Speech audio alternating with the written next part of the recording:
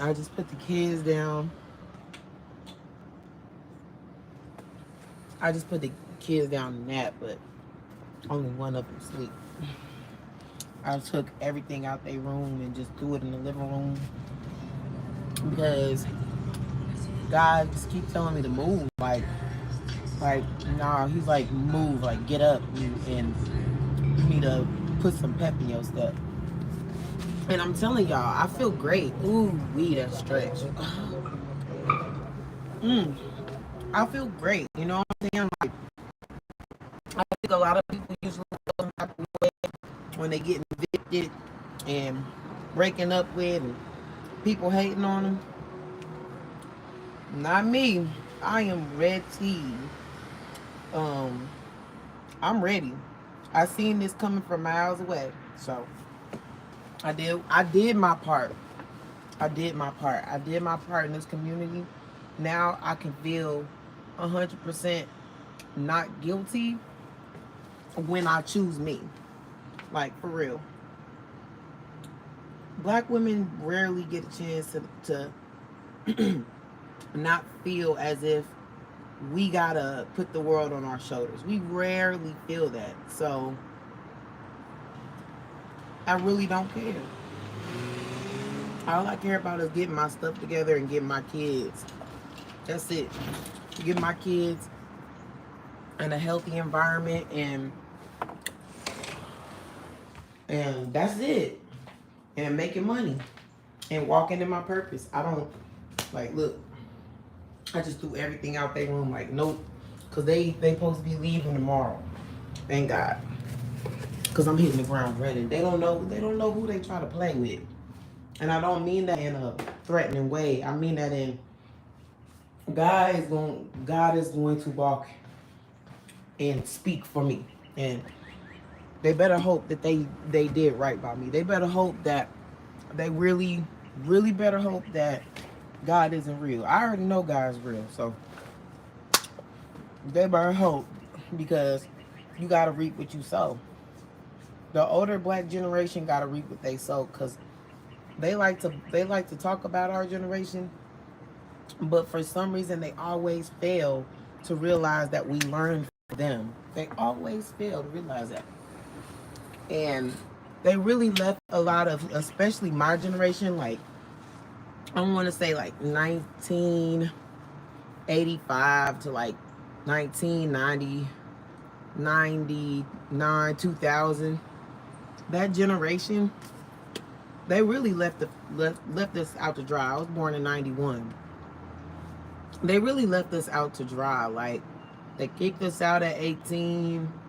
They really didn't parent us. Their parenting skills was lazy as hell. Like, they don't listen to us very well.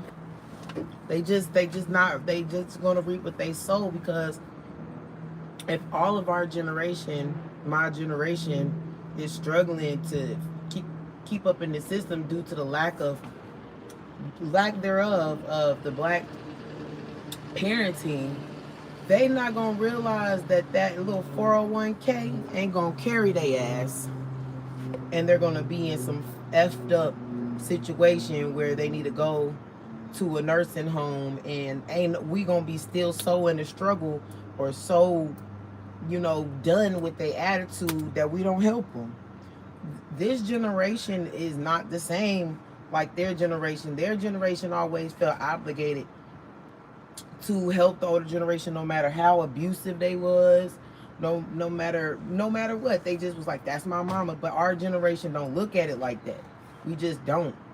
We the generation that's like, we can barely keep up in this economy. We can't even worry about y'all if we wanted to. It's a different ball game. So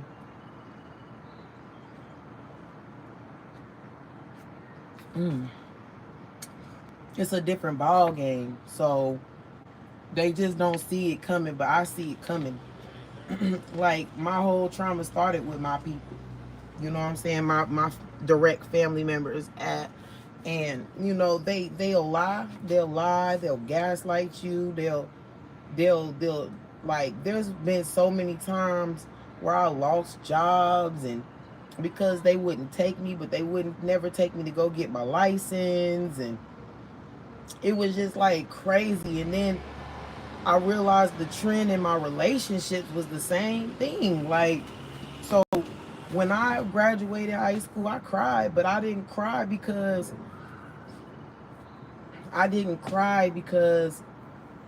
you know, I was sad that I was leaving home. I hated my home life. And it wasn't because, you know, like I lived in the ghetto and seen people get shot every day. It was because I could never be myself. I could never express myself. It was just hell. To me, being in that type of situation is hell. Hold on, y'all. It's hot. I probably should put on a sports bra, but whatever. I don't got no boobs. Um, like honestly, like being being in an environment where you always belittled, and if they don't know, you don't know, and just all that shit used to piss me off. Like, I'm like, damn, all I want to do is just be able to talk to you. You know what I'm saying? Like, let's have a discussion. Like, we could never have a real discussion, and they really take things into consideration. They be acting like they listen, but they ain't really listening, because they actions, the older generation, just manipulative as all out. Like, they act like they listening, but then they actions don't allow. What are you doing? Okay, go lay down, babe. It's nap time. Don't come back in here, Andy. Go. Um, I knew that was gonna happen at least one good time. Go lay down, seriously, because I don't want you to come in here. So cute. Go, babe. And that's gonna be to their detriment. It's gonna be they think that manipulate y'all, but it's hoodoo voodoo. It's taboo to really confront your parents. It's in the black community. Like, you got so much long suffering in the black community. It's not even funny. So many of us get touched by uncles and cousins. So many of us just go through so much injustice within our own community, and it gets on my nerves when niggas start talking about white people. It really does.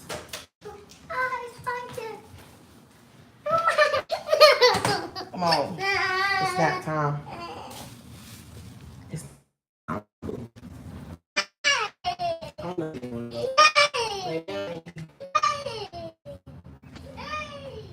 It's so hard to get kids to sleep. She probably gonna come out one more time. Andy, it's nap time. Okay, go hug and then go lay down now. Where? Show me. I want to keep talking about this because it's about to be a real. Where? Okay.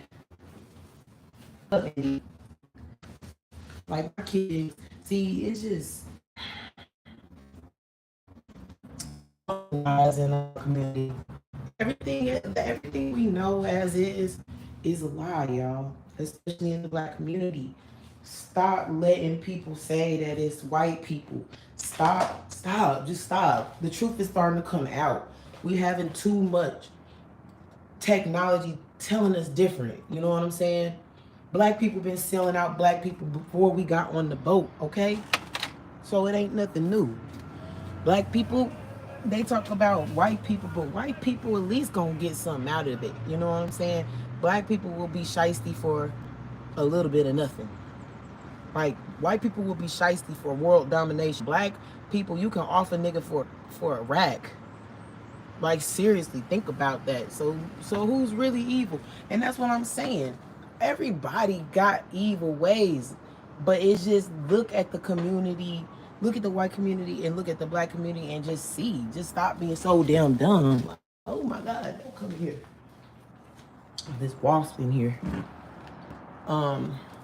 So it's just like, The older generation is really gonna reap what they sow. So I really feel like I've been in a trauma response since a kid because, like, I couldn't wait to get out of high school just to get away from my family, and not like in a hateful way. It's just like I just want to be somewhere where I could be me. That's all I ever wanted. I just wanted to be me. And then my first real relationship was with a high school sweetheart. The first sense of some hate from these black mothers. I remember she told my ex fiance she didn't like me, and I'm like, why? You know what I'm saying? Like, you know what I'm saying? It's been the same thing every time. It's really a phenomenon.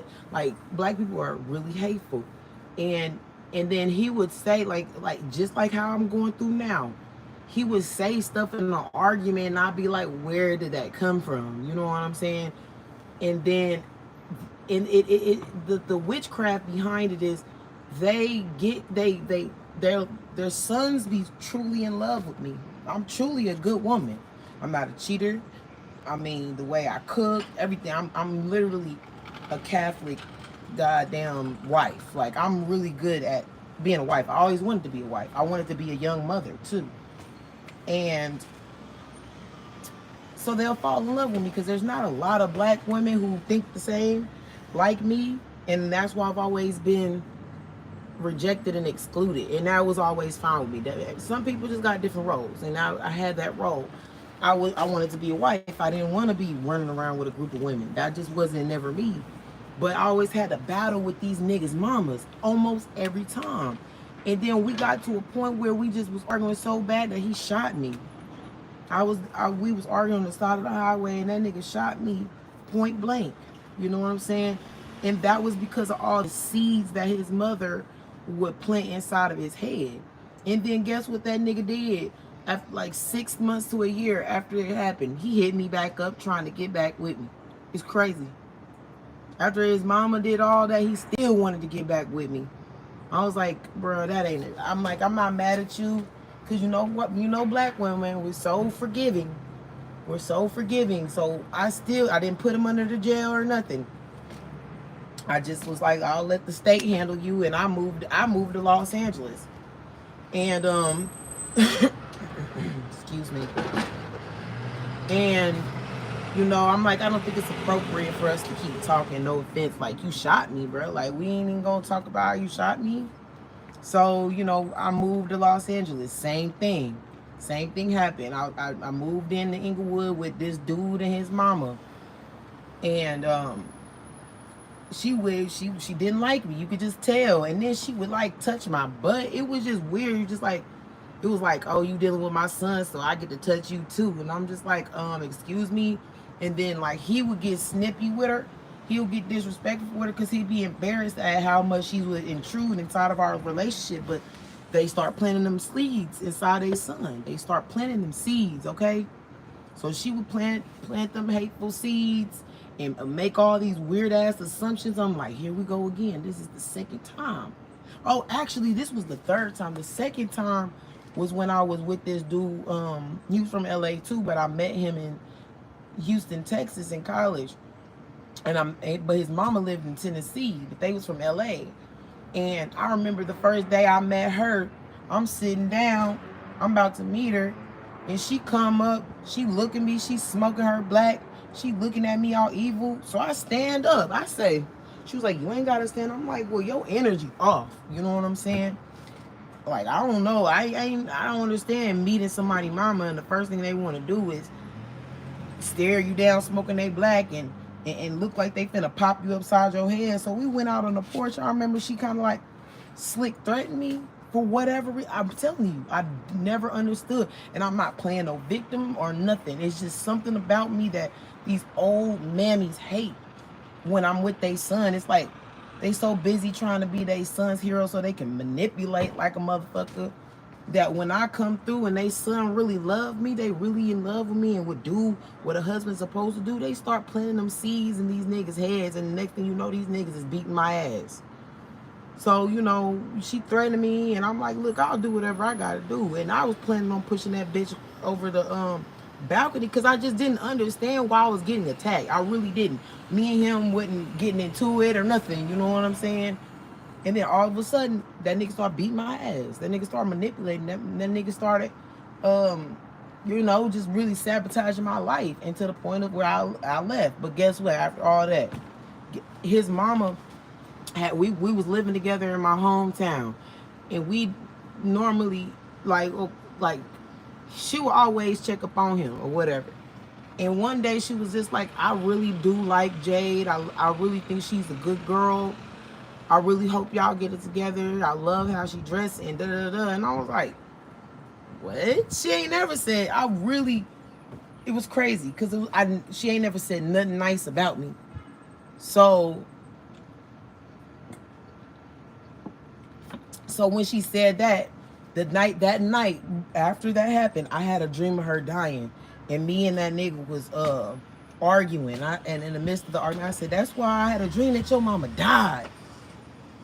And then, cause I'm telling you, I'm intuitive, like I got a real close connection with God. Like my dreams, my intuitions.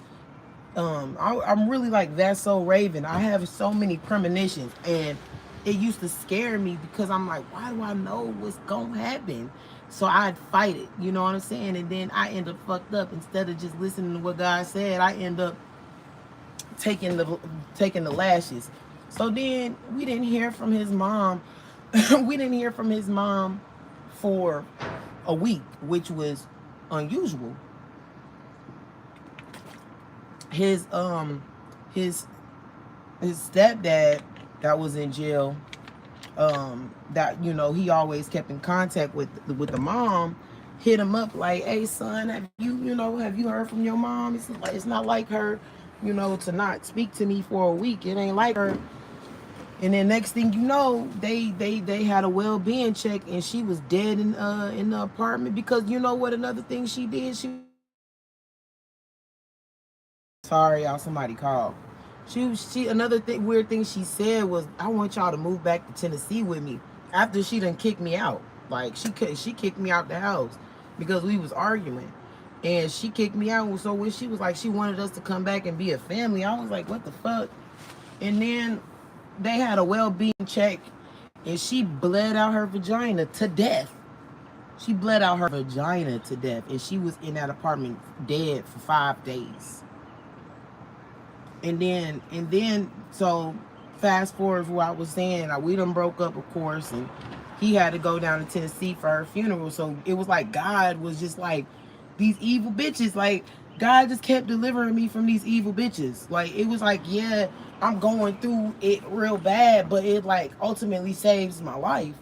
And then once again, I was like, okay, if this shit happened again, I was in LA. I was like, if this shit happened again, I just need to, I just kept a close eye because we lived with his mama. I live in Englewood. We never made it official because I was just like, I just want to be in LA. I was like, I just got shot. Can I live with you? And then he was like, yeah, you can live with me. And I lived in LA with him. And then I could already sense that real hateful shit. And then his sister would say little hateful shit too. And I'm just like, here we go again. I don't know what's up with this. I'm literally trying to kiss these people's ass just to get them to leave me alone. Like, I'm just dating your son. Like, what the fuck? You know what I'm saying? And then, he would take up for me and do. And then it like becomes a time where these niggas just they weak. So they niggas, black men is ran by women. So they get tired of their mama and their sister, and they just sabotage the whole relationship with me. And then the abuse comes, you know what I'm saying? So then this is when I met the father of my kids. I met him in LA. He's from Atlanta. I was in a situation where, so we didn't necessarily get kicked out of his mom's house, but I left because I couldn't deal with her shit no more. She didn't want to deal with me. I didn't want to be around that because I never did nothing to this lady. I just fuck your son, that's it. I want to marry your son, whatever. And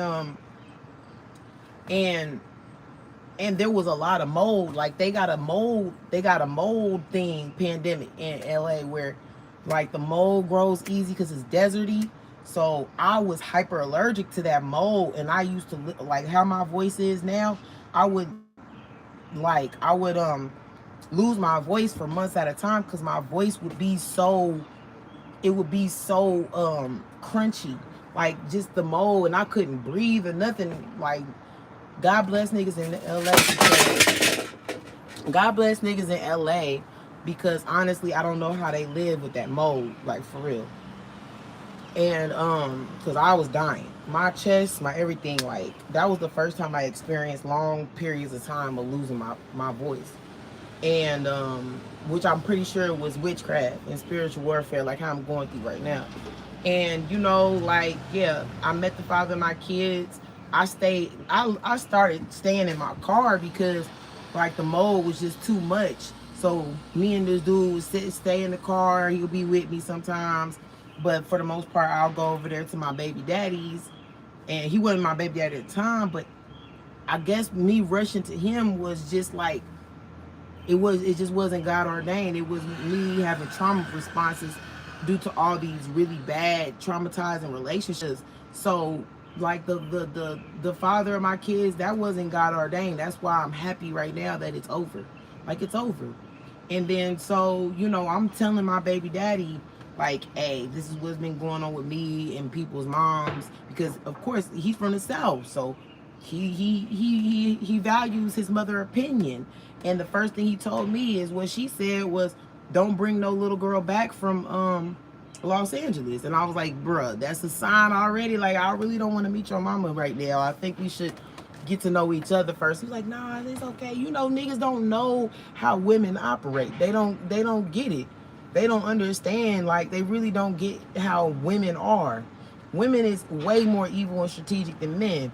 And I was like, but for him, I wanted to do it for him. Like, okay, it's my last time. I'm a strategically, for real, tiptoe around this woman because she already said she didn't want you to bring nobody back from LA.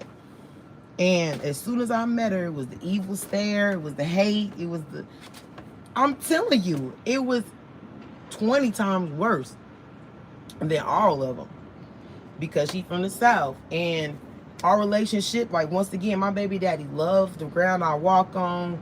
He bragged on me to his mama. He bragged on me to everybody, you know what I'm saying? And then the more I was with him, the more she started making up lies about me. Like, I'm thinking that me and her supposed to be tag teaming to make sure this nigga stay in line, you know what I'm saying? But when it comes to grips, she's actually the one that's okaying his bad behavior. And she would, like, one time, this dude, he's so from Atlanta, I'm telling you, he stole some shit right out of somebody's nose, under somebody's nose that he was living with. He brought it to my house. I'm like, don't do that. You feel me? Like, I'm like, what the hell? Don't do that. Like, I wasn't raised on, you know, thieving and shit.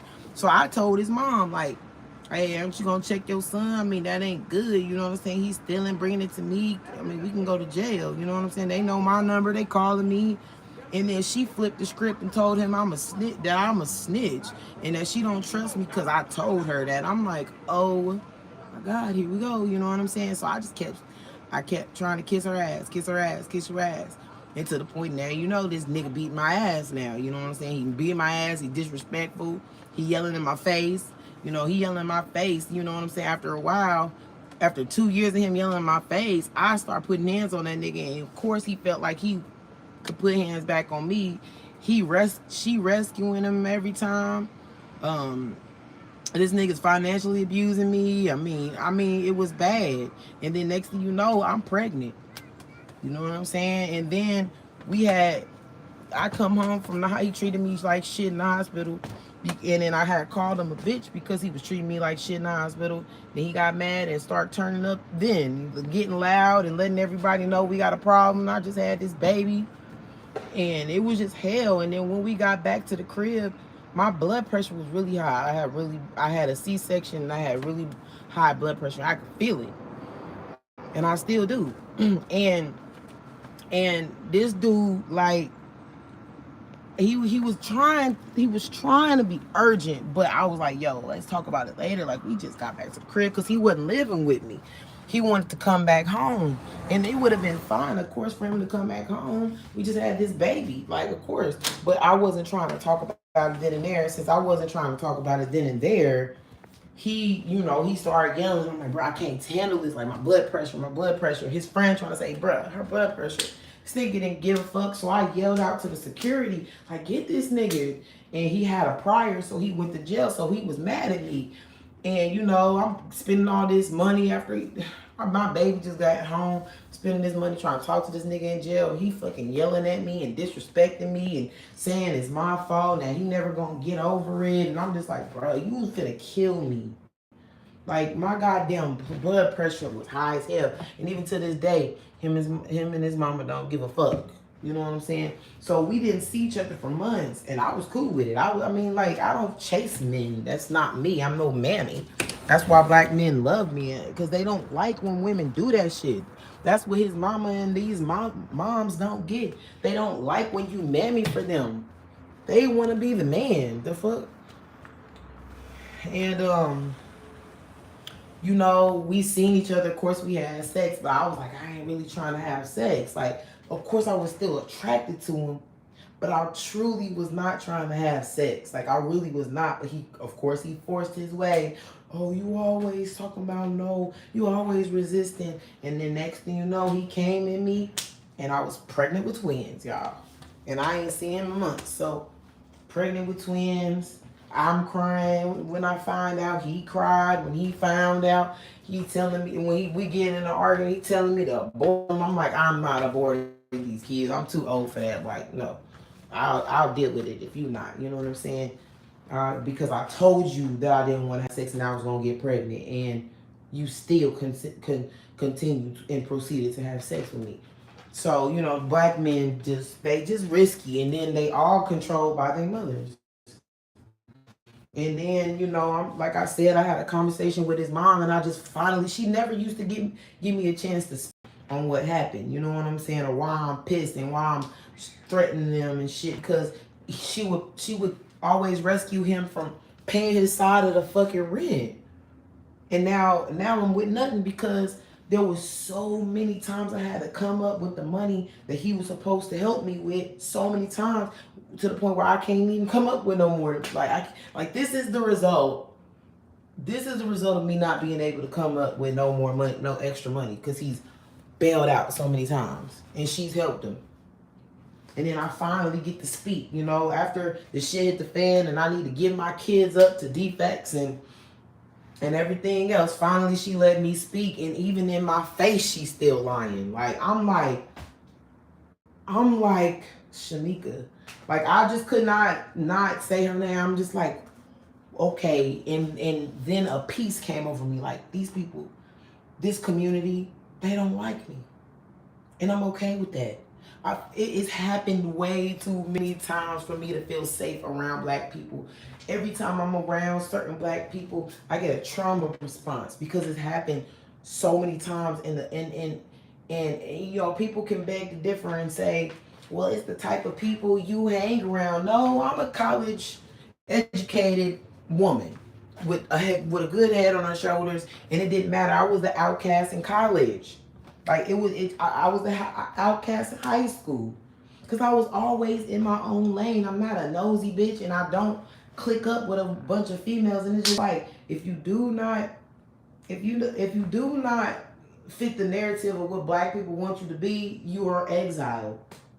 And it really is a blessing in a sense, because then you get to broaden your horizon. Like, and then when I broaden my horizon, you putting white people on a pedestal. I'm like, you cannot win for losing in this motherfucker.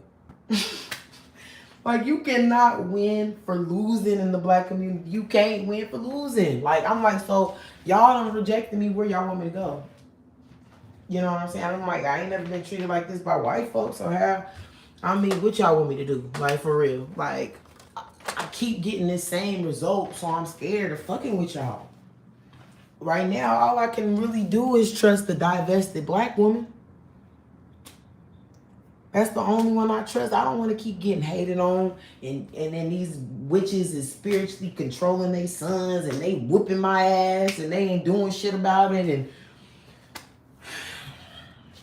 The older generation gonna reap what they sow because they just think they can do any old thing, say any old thing, and then God just not gonna smite their ass. They just like, well, y'all younger than us, so y'all know y'all younger kids, y'all younger generation fucking up the economy. Okay, you know what I'm saying? All right, you know what I'm saying? So that's just my tidbit on that. Like the older generation gotta reap what they sow because they've been manipulating us and controlling us on all types of ways, and now we in this economy with nothing. They ain't got shit to pass down. They don't got no real shit to pass down. A lot of them don't even. My mom don't even own no nothing. My mom is fucked up. My mom, she's educated and she got her head up her ass, but she ain't got nothing. No house. She lived with her mama still. Her mom up there playing puppet master. Man, these folks crazy. Like, so with that being said, God said, "Are you gonna listen to me now? You done lost everything. How many times you got lost? How many times do you have to lose everything behind these people? Like everything." And that's why I'm not mad and playing the victim is because God kept saying exit, exit, exodus, exit. These you're bigger than all this. Like you up here, you trying to. These people are not God ordained for you. Clearly, how many times you gotta lose your shit? You know, my phone about to be off after today. I got $12 to my name. Like, so with that being said, God told me to do this. I'm making a sign. Now, it's later than what I expected it to be. I have $4,000 in pesos. I don't got no bank though. I went to Wells Fargo to try to cash it. They was like, "No, you gotta, in order to cash in your pesos, you gotta have an account with us." And I was just like, okay, fuck. So I'm gonna ask some people to help me if they can. If not, I already asked his mama. She ain't going for that. He not going. My baby daddy definitely don't give a fuck. He already told me that. And which is all good. It's all good because sometimes you could like people think they so smart, but sometimes what people don't say that speaks volume. You know what I'm saying? But she's supposed to get them tomorrow, so I'm not even tripping. Like, look, just get them tomorrow and I'll figure this shit out. Like, just get them or take them to foster care because I can't sustain. Unfortunately, but that's my fault. I'm telling you, crash that car. God was like, do not go. First of all, God told me not to go to Kansas City in August, and then that was my first wreck. And my life is going great, y'all. I fucked it up because I want my people so bad. I wanted my family so bad. God is making me never look back. This is literally like Sodom and Gomorrah. Like the black community is truly like Sodom and Gomorrah. I'm not looking back now. He's like, you look back now, it's gonna be to your detriment. Period. You should know by now. If you look back, it's gonna be to your detriment. You ain't got shit. You losing everything and your kids right now, which really kills me because I take great care of my kids. Like I don't even know how I'm doing it, but I'm about to make a sign, and I'm gonna start getting little by little. I'm gonna use this table. I'm gonna take this table outside.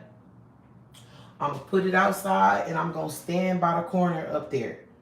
Like I'm right by the entrance. It's perfect. So the kids might have to be in the house if I decide to do it today. I really need to get going because my phone I don't want my phone to get turned off.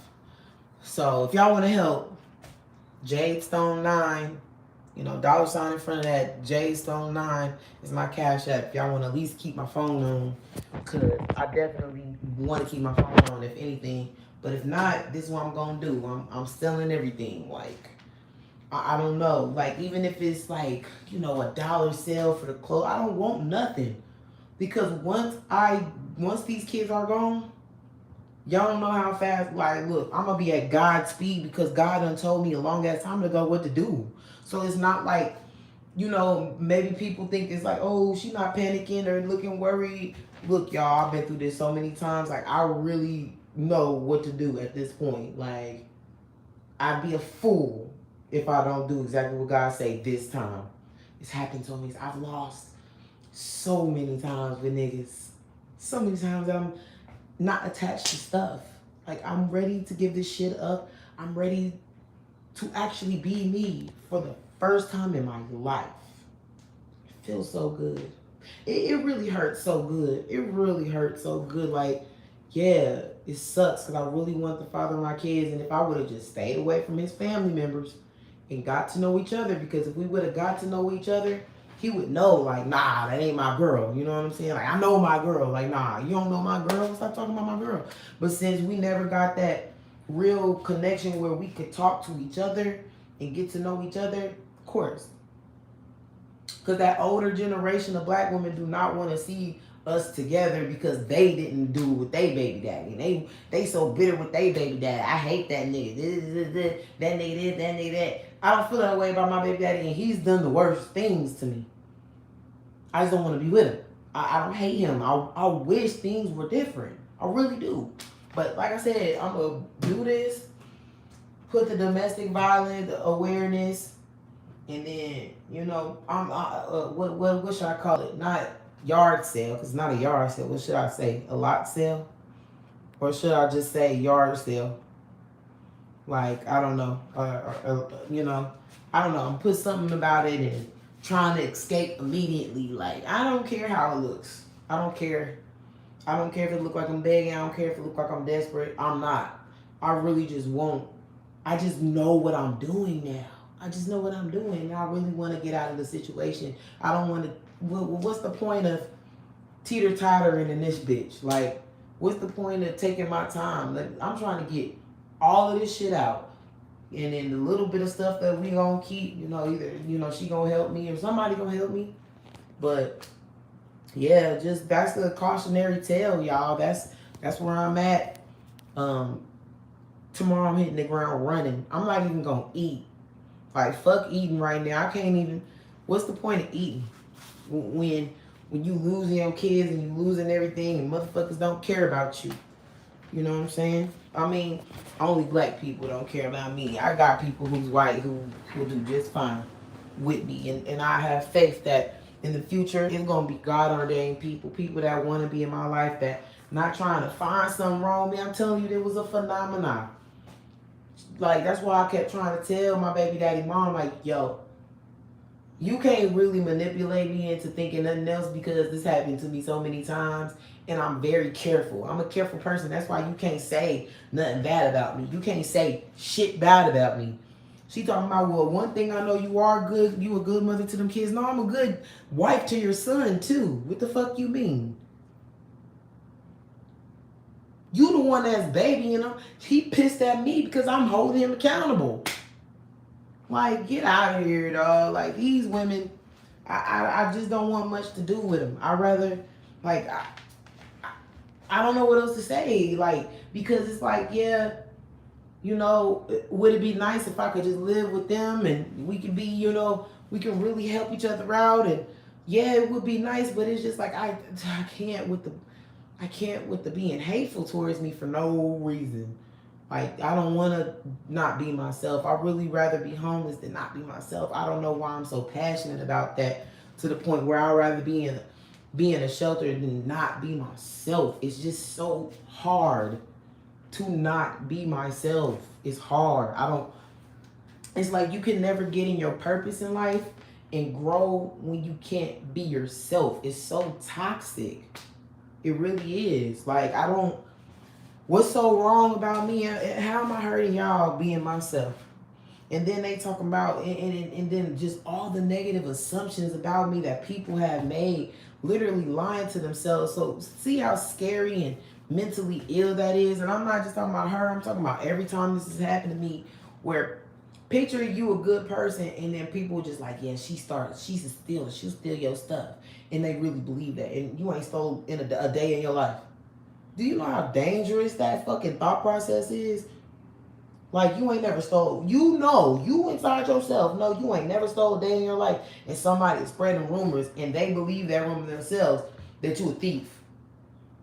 That's dangerous.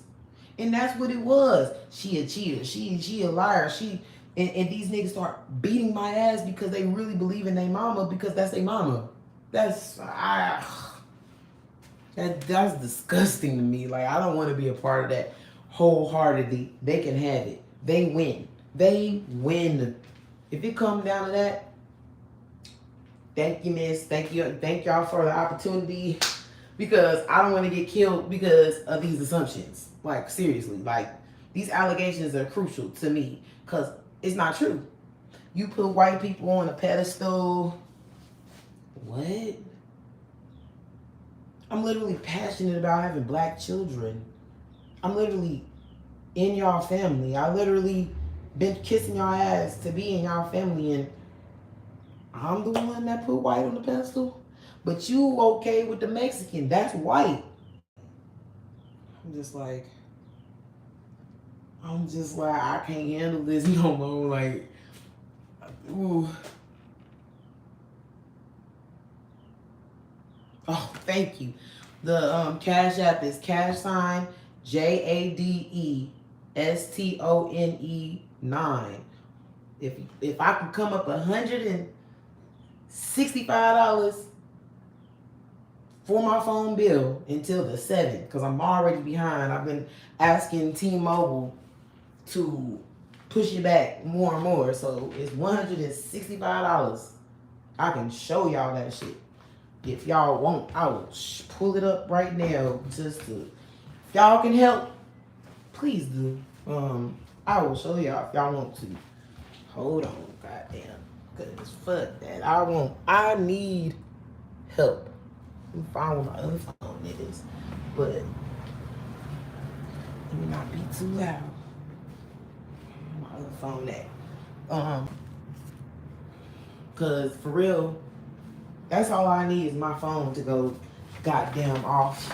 And I'm trying to record all this. And then AT&T, they charging me. And for some reason, they said the last time a squirrel had bit through the cords, and then it stopped working like a week after. And then, oh my God, what's my damn T-Mobile?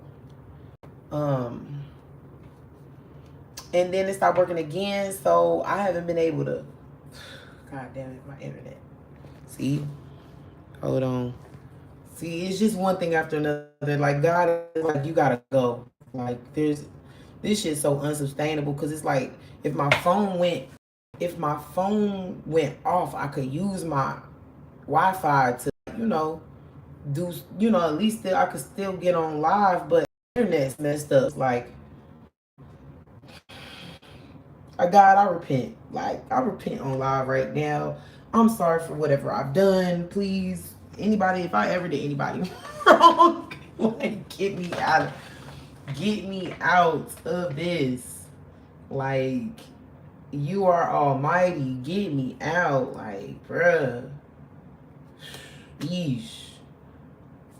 For real. So, I still am waiting for it. So y'all can see that I'm not lying. Like, I will not let y'all down. I promise. Like, this shit is so crazy. Like, I've been so disobedient, and I'm not gonna lie to you. I wanted this community more than I wanted myself. And I didn't know that. I didn't know that I was trained to think like that. Like, if I could take it back, I would. Like, you know what I'm saying? Like, I'm trying not to have to pawn everything, because it's just like, this, my laptop, my shit like that. Like, maybe I could pawn this, you know what I'm saying? But I gotta wait until my babies leave and my phone bill is still due. I can't pawn, because I only got Chime. I told y'all I didn't have no bank because I got scammed in Los Angeles. So in order to pay any bills, if I get cash, I have to go jump hoops. Like, I gotta go find somewhere to load my Chime card and shit. So, like, I couldn't even, if I get cash today, I wouldn't even be able to do nothing. I have to get somebody cash at me or some shit like that, or transfer. Like, I don't want to click off, because, like, I can use my face on this phone, but then I'll have to click off the whole live to show y'all. Look, just trust me. I'll show it on the next. I'll show the next one. that my shit is behind. But yeah, if y'all can help me, please. I am begging. I am begging. I'm down bad. This shit is ridiculous. It's embarrassing, but it is what it is. So many black women are behind closed doors. Like I told you, there's this lady that's down this way. I had met her, and she was telling me she was 50, and she was like, "Yeah, my man is beating my ass too."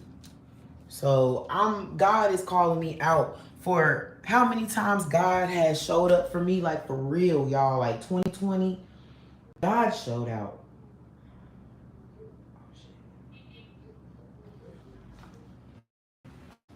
The baby. Okay, it's okay. Let me get you a pillow. Here.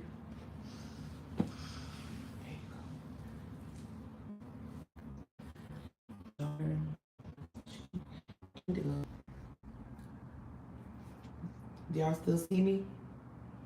I don't know what's going on. Can y'all still see me? Because the internet's fucking up. Like, but my daughter has an abscess and I can't take her to the doctor. I can't. My worst nightmare is literally coming into fruition because I know I can't take care of kids by myself, but I know that I can get in a place where I'm more safe. That's why I'm trying to get to Arizona.